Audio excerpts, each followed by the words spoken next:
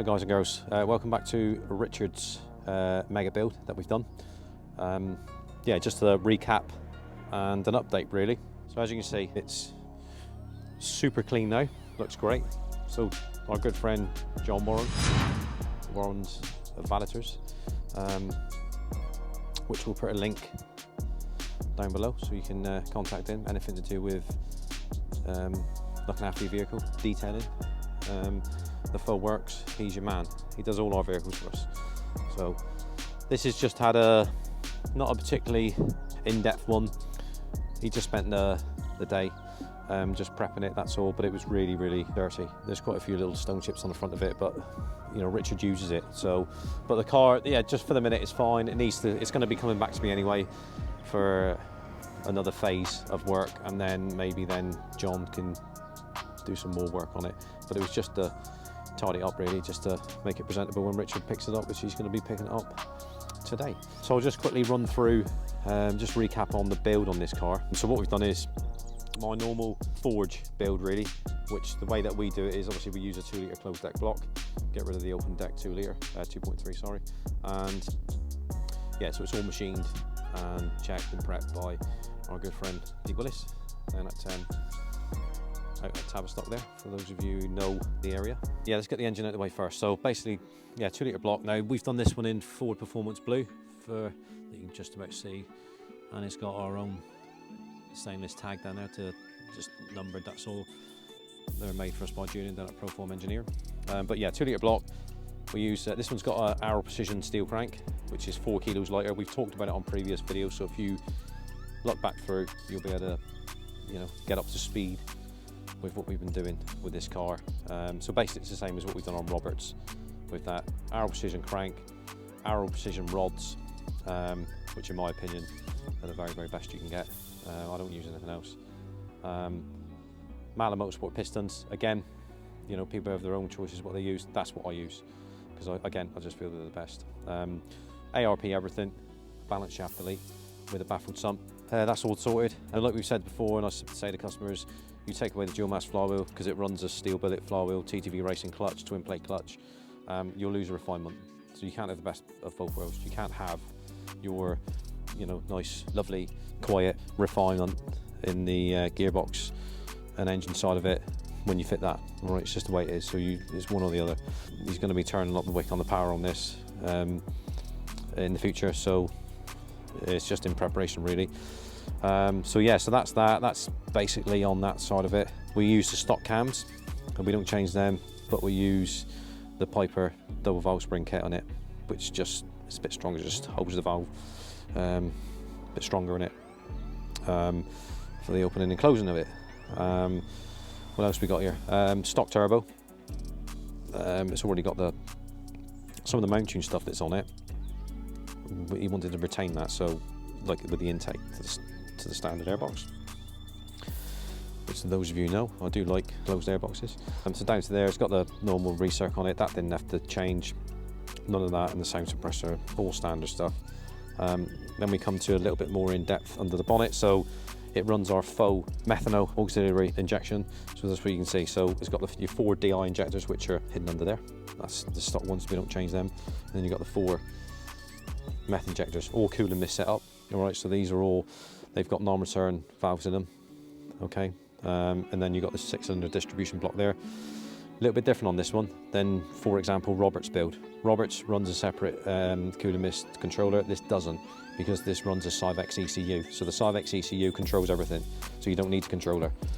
All right, so as you can see, so it comes up there, that's your solenoid, and then you've got a 300 PSI pressure sensor on the end of the rail there. So there's your control for the methanol, all right, and then you've got all your lines feeding what it needs to feed.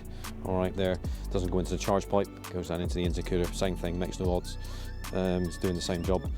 All right, yeah, so that's that side of it. Those of you who be looking, saying that's not standard in that manifold, no it's not. It's a billet upgraded one done by our friends up at Gradient Engineering. So, and then we've had it modified differently, so you can see that it's blanked off. So again, in preparation for upgrades in the future. This part of it has been anodized black, all right, and then they've already got the meth ports bosses into them. Plenum cover there, because it's two-piece, obviously manifold bolts to the head, and then you've got the plenum on the outside. This we've had powder coated, textured effect, so similar to what Paralo do, a little bit more aggressive.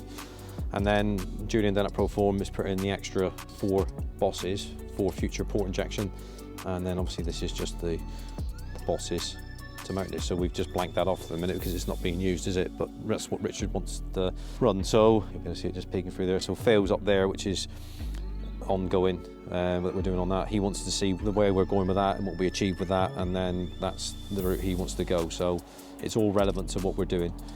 All right, as you can see, other things like we've got the radium catch can there, we've got all the my uprated silicone hoses, and then we talked about it just now with the finish on it. This is the Paralo header tank in satin black, sight glass, as you can see. It runs Mishimoto oil cooler, and he's already got the mount tune intercooler, which is fine. You know, it's mount tune, the Paralo ones and the Riva ones, very, very similar, do the same job. All right, so that's that side of it. On the transmission side of it, like I said, it's got the TDV twin plate clutch and steel billet flywheel, ceramic metallic plates on it, a bit more aggressive, but much more heavy duty. But once they settle in, it's fine. A little bit getting used to on the pickup on the clutch. We've put a carbon synchro kit in the gearbox, purely because you do get issues with the synchros. Again, depends on how you drive it, mileage it's done, and all that sort of stuff. So we've uprated that just for preventative maintenance, really. It's an upgrade, so it makes sense to put carbon synchros in the gearbox while we've got it apart, because we took it apart, it already had a diff in it. Richard already had that previously done by Mount Tune. Obviously the suspension side of it, we haven't done anything on that. He's retained the eye-back, like Mount Tune springs, standard shocks. We've put in, he's got the upgraded disc on the back from Rayland, I think it is, which is just a bigger disc, different mounting bracket side of it. We've put in DS2500 Ferrolo pads in the back, put our braided line, which you can see in there, just to match the fronts. It's already got the Michelin Pilot Sport 4Ss on it, which is great, our favourite tyre. And then we've put on the Rays super light wheel nuts, including the locker as well. All right, 5 of them weigh the same, well, less actually than one of the original nuts. That gives you an idea of how light they are. Real light alley. Finished in hard anodized black, superb, and finishes the look of the wheel, I think. Got our big brake kit on the front as well, 395mm on the front, with an 8-part progressive piston caliper. You've seen these before, some of you guys have been following me on the channel. DS2500s again, braided line, etc. Got our own embossed on the disc, same as the police car basically, but the police car runs a 400mm disc, slightly different because he runs Riva wheels, so you can get away with a 400mm disc. On this you can't, because it's running the stock wheels, and that's what Richard wanted to retain. So it looks really, really cool. The stopping power is immense.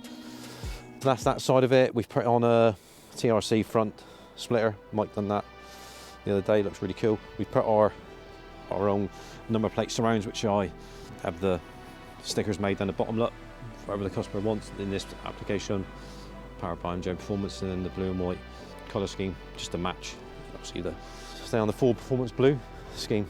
But yeah, so at the moment this has only been set up with the Cyvex. It's still running in, so it's only done, not even done a couple of thousand miles since the build. So Richard needs to do a few more thousand miles on it just to settle everything in. It's been capped at sensible power. We'll release the figures on it. Don't forget, it's running stock turbo, so you know there's only so far you can push it on a stock turbo. All right, so needs to stay safe and reliable, and so it's just been set up sensibly for the minute until we get a few more miles on it, and then you can start turning the wick up, and then basically just with the build that it's got on it, you just max it out on that original turbo. You don't want to go in too far with it. You don't want the turbo screaming its head off and working flat out all the time, because that's when you're going to get problems, isn't it?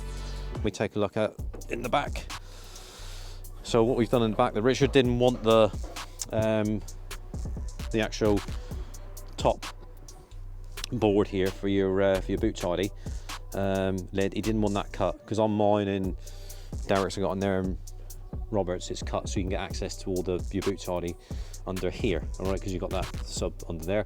He didn't want that, because believe it or not, he's got old English sheepdogs, and one of them goes in the back. He dailies it, he doesn't mess around in this car, so that's why it's, and he's not interested in getting access to things underneath, so it doesn't really matter. All right, so Same tank as what Robert opted for, which is the 3-gallon race tank. That's American gallons, not UK, so it's different. That's all been wired in, low level sensor, little LED on the dash here, little green one down there, which tells you when it's running low. So obviously, don't forget it's quite hot. You don't put it down here, a bit like a fuel gauge. So, you know, so you want it to give you an indication that it's getting low way before it's ran out. Okay, so even though it starts to flash, that just means that it's getting low. When it's on all the time, then it's time to top it up. But yeah, that's all pretty cool. Obviously everything, all the plumbing's all been hidden underneath the, as you can see, that it's all hidden underneath all the trims inside. So yeah, it's all pretty cool. Some of these trims here that are missing, that's missing because he wants to leave that off because he wants to change the Sync 2. This is a 16 plater car, so it's Sync 2, so he wants to upgrade it to Sync 3. So he's got all that there. He'll have to change all the headset to do that, I believe. But he wants to have a go at that, so that's great. But yeah, he's got the RS carbon gear on, which is pretty cool. But he uses the car. You don't mess around in it. It's not a, you know, sit in the garage in weekends. So he gets used out of it. I mean, I use mine. Not every day, but I'll jump in it every day. It's not, you know, it's for to be used. So yeah, so I think it looks pretty cool. Especially when putting the splitter on the front, just finishes it off, which is great. Yeah, he's going to be reunited with it soon. He hasn't seen it for a while. So he has driven it because he brought it back from Devil Developments when they done the initial Civex. Because Civex, I mean, I can't do that. Obviously, I don't get involved with the calibrations of the software side of it. That's down to well, like Romain from Racecal, and obviously Devil Developments, which do the do that side of it as well and work with Romain. So it's just had an initial setup first, and then it needs to be you know, fine-tuned after that. But yeah, so Richard needs, you know, use it, see what's what, give us some feedback. Yeah, and that's it. But yeah, awesome on this. Loads more to come on this. But it was just to give you an idea of what's what and what we've done on it, really. So yeah, time for Rich to come and enjoy. He's going to be driving it back to Essex, I think it is. So we'll have a right old tiny. But again, he's only going to be taking it easy. He's not going to be you know, ragging it back. That's not the idea. So you know, be a bit sympathetic with it until we've put some more miles on it. But yeah, I like this car. It looks great in black. It looks great, especially when it's all cleaned up. So, but yeah, so we'll be back soon with more. So see you soon, guys and girls.